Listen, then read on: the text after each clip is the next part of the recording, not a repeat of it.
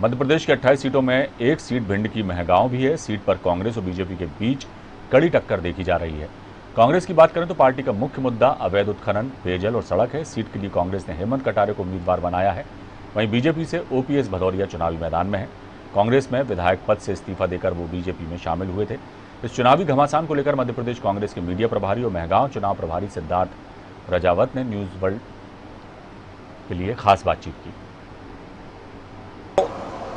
चल रहा है और जिस तरीके से भाषा का स्तर गिरा हुआ है और जिस तरीके से राजनीतिक वार्तालाप चल रहा है, हमारे साथ प्रभारी मध्य प्रदेश के कांग्रेस प्रवक्ता सिद्धार्थ सिंह राजावत जी हैं।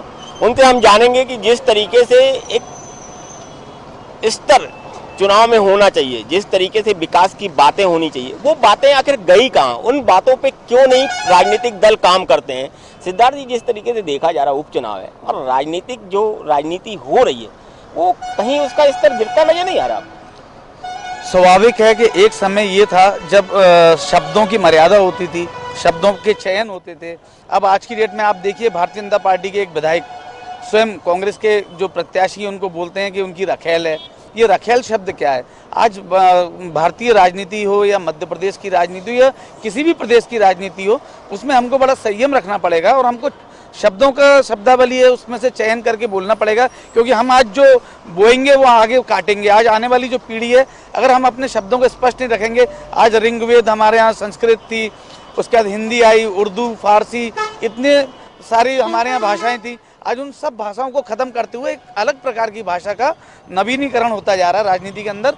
तो मैं आपके माध्यम से कहना चाहता हूँ, चाहे कांग्रेस हो चाहे भारतीय जनता पार्टी हो, सबको अपने शैली पे नियंत्रण करना चाहिए और हमको भारतीय संस्कृति को बचाते हुए और राजनीति के भी अंदर स्वच्छ छवि के लोग आएँ और स्वच्छ भाषा का प्रयोग करें।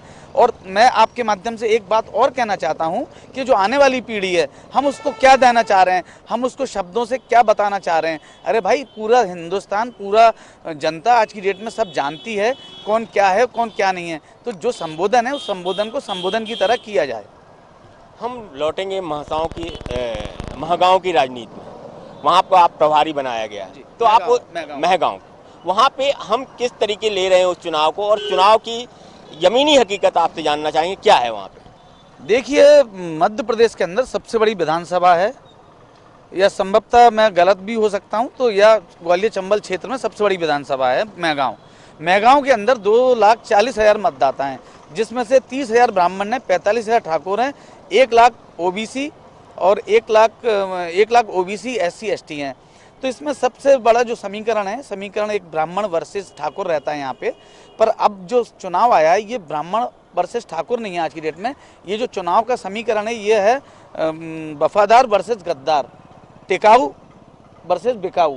तो ये टिकाऊ और बिकाऊ का है, और एक तरफ है कमलनाथ जी की स्वच्छ छवि, दूसरी तरफ है हमारे मिस्टर विभीषण, जिनको स्वयं हमारे भारतीय जनता पार्टी के पूर्व मुख्यमंत्री थे उस समय, उन्होंने एक नाम दिया था उनको विभीषण मतलब ज्योतिरादित्य सिंधिया।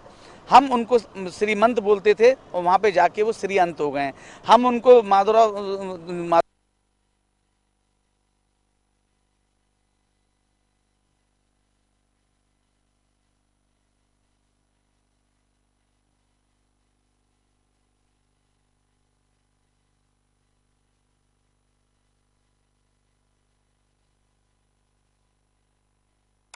उपचुनाव चल रहा है और जिस तरीके से